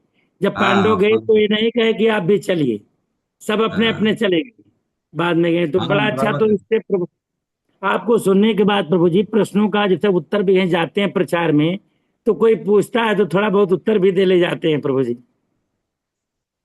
नहीं नहीं, अच्छा अच्छा, बढ़िया प्रभु। ये सिंसियरली अच्छा। हियरिंग का ही तो नतीजा, आप इतना सिंसियरली सुनते हैं, इसीलिए ये परिवर्तन आ रहा है, इसीलिए इच्छा कम हो रही है ना? लिखा है ना, हमने पढ़ाई है ना, प्रविष्ट कर्ण रंध्रेण स्वनाम स्वभाव नाम सरोरुहम धुनोती शमलम कृष्ण सलिलस यथा शरद। सुनते सुनते रहने से भगवान धोते ना हमारे हृदय के सारे कल्मशों को।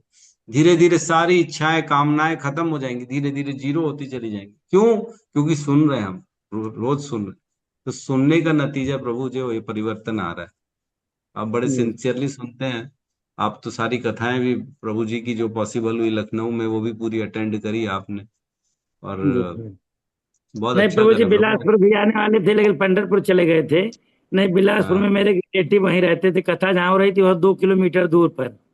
तो हम्म। प्रभु जी, मैं आपको सुनता हूँ और अब प्रशांत मुकुंदास जी को, दो ही के सवा समय ही नहीं मिलता और मैं किसी को नहीं सुन पाता हूँ। और प्रभु और जी, जैसे जरूरी आप नहीं प्रभु। अयोध्या में आए थे तो महाराज के साथ जब बोटिंग कर रहे थे तो हम्म। महाराज महाराज मेरे मुंह से निकल गया कि मेरा महाराज घर यहीं पर है आगे। तो उन्होंने कहा चुप रहो, ये नहीं है तुम्हारा घर, गोलोक वृंदावन है, वहां घर है, इसको दिमाग निकालो। अरे वाह, अरे वाह। तो प्रभु जी, गुरु का सानिध्य मिल गया, बहुत अच्छा हो जाता। अब गुरु पूजा में प्रभु जी, व्यास पूजा में रायपुर आ रहे हैं हम लोग। अरे बोल, वाह वाह, आइए आइए, स्वागत है आपका। हरे कर कृष्ण देंगे, प्रभु। जो हरे व्यवस्था हो सकेगी कर देंगे जी, निश्चित तौर से। हाँ। हरे कृष्ण प्रभु। हरे कृष्ण। यस, यस, अनामिका माता जी। हरे कृष्णा प्रभु जी, दंडवत प्रणाम। हाँ। प्रभु जी, मेरे दो क्वेश्चन थे। मतलब फर्स्ट क्वेश्चन था कि जपमाला में 108 बीट सी क्यों रहती है। हम्म। और और सेकंड था, मतलब ऐसे बहुत लोग रहते हैं जो शो ऑफ के लिए भक्ति करते हैं, तिलक लगाते हैं, क्या ये ऐसा करना सही होता है। हाँ, देखो, 108 जो है तो ना वो दिव्य फिगर होता है, वो ऑर्डिनरी फिगर नहीं है, दिव्य फिगर है। 108 कई बार हमने देखा है गुरुओं के प्रति भी लगाया जाता है। हम बोलते हैं ना, नमो विष्णु पादाय कृष्ण पृष्ठाय भूतले श्रीमते भक्ति वेदांत स्वामी थी ना, नहीं, जय ओम विष्णुपाद परमहंस परिवचकाचार्य अष्टोत्तर। अष्टोत्तर मीन्स 108। जय ओम विष्णुपाद परमहंस परिवचकाचार्य अष्टोत्तर ही 108 फिगर लगाया जा रहा है। प्रभुपाद के सामने भी लगाया जा रहा है। क्यों लगाया जा रहा है? कई बार देखा जाता है, कई लोग तो 1008 भी लगा देते, तो 1008 नहीं, 108 दिव्य फिगर है। और 108 फिगर का अर्थ यह है, जो व्यक्ति आध्यात्म में आगे बढ़ गया है, जिसने आत्म साक्षात कर लिया है, उसको 108 उसके आगे लगाया जाता है कि इसने 108 की प्राप्ति कर ली। तो हम तो साधन में लगे हुए हैं, 108 की प्राप्ति में प्रयास में हैं। 108 इसलिए माला की जाती है ताकि हम भी एक दिन आत्म साक्षात्कार कर सकें। तो 108 ही क्यों? तो कहते हैं कि 27 ग्रह होते हैं, है ना, 27 ग्रह नहीं, सॉरी, 9 ग्रह होते हैं और 12 नक्षत्र होते हैं। तो 12 12 घर जो होते हैं वो 12 ग्रह, 9 ग्रह 12 घरों में जाते हैं। एक एक ग्रह एक एक घर में जाता है। तो इसके चांस 108 बन जाते हैं, 12 घर और 9 ग्रह। तो जब 12 × 9 करेंगे तो 108 हो जाएगा। तो मतलब 108 तरीके हैं जो ग्रह हम पर भारी होते हैं। तो उन 108 तरीकों का नाश करने के लिए हम 108 की माला करते हैं, नाम जप करते हैं 108। और 27 नक्षत्र होते हैं, 4 पहर होते हैं, है ना। तो 27 नक्षत्र जो होते हैं 4 पहर में अलग अलग डायरेक्शंस में बैठते हैं और उनका प्रभाव हमारे जीवन में पड़ता है। तो वो होता है 108। 27 × 4 108। तो उसका भी प्रभाव शून्य करने के लिए 108 माला की जाती है। तो इस प्रकार हम जीवन में 108 माला करते हैं और इसलिए डिवाइन फिगर है 108। ठीक है। और रही बात दूसरा, आपने प्रश्न पूछा कि कई लोग दिखावे के लिए कंठी माला जप करते, क्या ये ठीक है कि नहीं? तो देखो, ठीक है। जो नहीं कर रहा है कम से कम कुछ तो करे। Something is better than nothing, है ना, बोलते हैं अंधे से अच्छा काणा मामा अच्छा, कि कुछ तो अच्छा है, कुछ तो कर रहा है। कम से कम दिखावे के लिए भक्ति कर रहा है, लेकिन करे तो सही। आज दिखावा कर रहा है, कल ओरिजिनल में कर लेगा। First of all you fake it, one day you will make it. पहले झूठा ही सही, लेकिन कर तो लो। करने से क्या होगा, असर तो आएगा। कंठी माला पहनने से तुलसी माता तो चिपकी हमारे शरीर से, तो उनका तो कृपा मिलेगा ना। तुलसी का जैसे ही स्पर्श होता है दिव्यता प्रवेश कर जाती है हमारे शरीर में, है ना। तो ठीक है, कोई अगर दिखावे के लिए कर रहा है तो करने दो। फिलहाल अपराध की स्थिति में वो अपराध कर रहा है, लेकिन कर तो रहा है, करने दो। अभी भी हम भी तो नाम अपराध करते ही है ना, नाम जप कर रहे हैं और भौतिक इच्छाएं खत्म तो नहीं हुई हमारी भी। हम भी तो अपराध ही कर रहे हैं, नाम जप कर रहे हैं, अपनी इच्छा पूर्ति कर रहे हैं। आज ये इच्छा है, वो इच्छा है, भगवान ये पूरी कर दो, वो पूरी कर दो। तो नाम जप कर रहे हैं, तो हम क्या निरपराध कर रहे हैं? नहीं, हम भी अपराध के साथ कर रहे हैं, दिखावे के लिए कर रहे हैं बेसिकली, लेकिन कर रहे हैं, ठीक है। उसका असर होगा ही होगा, तो ठीक है, करने दो, कोई बुराई नहीं है। किसी न किसी दिन वो भी एक दिन शुद्धता आ जाएगी उनके जीवन। ठीक है माता जी। जी प्रभु जी, thank you. Hare Krishna. Thank you, Hare Krishna. ठीक है, तो बहुत बहुत धन्यवाद सभी भक्तों का। हरे कृष्ण प्रभु जी, दंडवत प्रणाम। हरे कृष्ण प्रभु जी। प्रभु जी, हाँ, मैं क्या चार पहर जो बोलूं? बता, 4 पहर होते हैं बहुत, तो 8 पहर भी बोलते हैं, तो ये 4 पहर कौन से होते हैं? 8 पहर, दिन के 4 और रात के 4। तो जो नक्षत्र होते हैं वो केवल 4 पहर में ही दिखते हैं ना, दिन में तो कहाँ दिखते नक्षत्र। अच्छा, रात वाले जो 4 नक्षत्र है उसको बोला गया है। ठीक है, मतलब पहर जो 4 रात वाली पहर है। यस, यस, ये हरे सावित्री कृष्ण माता प्रभु। जी। प्रभु जी, मैं क्या बोल रहा है, जो अभी तक हमने इतने सारे अनर्थ कर दिए, जिसने हमारे साथ बुरा किया, भगवान तू उसको ऐसा देख लेना, वो देख लेना, अब नहीं करेंगे तो क्या भगवान मुझे माफ करेंगे? अभी कोई हाँ, मेरे तो साथ में, होगा। अब सब कुछ ले लिया और जलील करेगा बार बार, तो भगवान तू उसे देखना, तो जैसा मेरे साथ क्या वो करना, वो सब कर चुके हैं, उसका क्या होएगा? देखिए, ऐसा है कि जीवन में तो बहुत सी चीजें हमने अनर्थ किए हैं, पाप किए हैं, लेकिन भगवान सदा वेट करते हैं कि एक दिन ये मेरी तरफ आएगा। तो ऐसा नहीं है कि अब भगवान ने मना कर दिया, जी अब तुम्हारा रास्ता बंद है, तुमने बहुत पाप कर लिया, अब मैं तुम्हारे को माफ नहीं करने वाला, ऐसा नहीं है। भगवान भगवान सदा वेट कर रहे हैं कि ठीक है, जितने भी तू पाप कर ले, लेकिन अब सच्चे हृदय से माफी मांग ले, और आगे से नहीं करूंगा, इसका आप जो है वचन ले लो। तो फिर भगवान स्वीकार कर लेते हैं उसमें। भगवान की कृपा, कृपा शक्ति जो है असीम है भगवान की। भगवान की कृपा को कोई नाप नहीं सकता, और कहीं पे एंड नहीं है भगवान की कृपा का, इतने कृपालु हैं भगवान। बस एक बार भगवान कहते मेरी शरण में आ जाओ, मैं तुम पे सब कृपा करूँ, है ना। सर्वधर्मान परित्यज्य माम एकम शरणम व्रज अहम त्वं सर्व पापेभ्यो मोक्षयिष्यामि मा शुचः। तो ये क्या श्लोक खत्म हो गया क्या? कितने भी अपराध कर लिए, अब क्या भगवान मना कर देंगे कि नहीं नहीं, अब तुम्हारे को ना 18.66 श्लोक तुम्हारे ऊपर लागू नहीं होगा, अब मैं तुम पे जो है ना पाप नहीं हरूंगा तुम्हारे, क्योंकि तुमने बहुत जानबूझ के भी किया है, अब तुम जो है नहीं कर सकते। लेकिन अब प्राश्चित ये होना चाहिए, हृदय में ये अब संकल्प होना चाहिए कि भगवान अब मैं नहीं करूँ, अब नहीं करूंगा, अब मैं आपकी शरण में। तब जी भगवान उसको फिर कृपा करना चालू कर। प्रभु जी, आपको तो मालूम है मेरा सब, तो इसलिए मैं पहले उस टाइम तो बहुत अपसेट थी, तो बहुत धीरे धीरे हम्म, सेटिस्फाई होने में टाइम लगता है प्रभु जी, सब कुछ छिन हम्म, जाने के बाद। तो मैंने किया वो, लेकिन अभी भूल गई। हम्म। ठीक है, कोई बात नहीं, हर दिन नया सवेरा होता है ना, रोज नया सवेरा होता है, हर दिन नया हमें चांस मिलता है। भगवान पूरा दिन देते कि ठीक है, क्या पता आज तुम अच्छे काम करोगे। तो ऐसा तो नहीं है कि दिन अभी खत्म हो गया जीवन से, भगवान ने दिया ना दिन, दोबारा करने के लिए दिया, दोबारा मिटाने के लिए दिया ना, रबर दिया ना इरेज करने के लिए। तो आज क्यों ना इरेज कर लें हम, कल को दिन ही ना बचे जीवन से, उससे पहले इरेज कर दे जो भी हमने किया है, भगवान के प्रति शरणागति करके, भगवान का नाम जप करके, तो बच सकते हैं।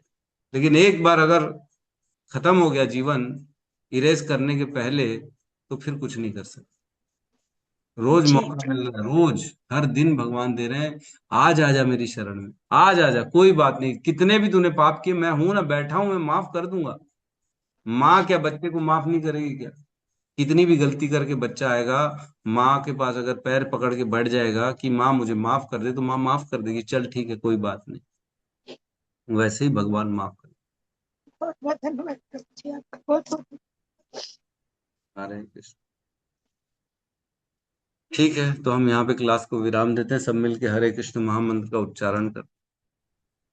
हरे हरे कृष्णा कृष्णा हरे कृष्णा कृष्णा कृष्ण कृष्ण कृष्ण हरे हरे हरे हरे हरे हरे हरे राम हरे राम राम हरे राम राम राम राम राम हरे हरे हरे हरे हरे ग्रंथराज श्रीमद् भागवतम की जय। जय समस्त भक्त वृंद की जय। जय जगत गुरु शील प्रभुपाद की जय। जय। निताई गौर प्रेमानंदे हरि हरि बोल। हरे हरे कृष्णा हरे प्रभु कृष्ण जी। प्रभु जी बहुत बहुत धन्यवाद प्रभु जी आपका। हरे हरे कृष्णा। कृष्णा प्रभु जी, दंडवत प्रणाम, बहुत बहुत धन्यवाद आपका। हरे कृष्ण। हरे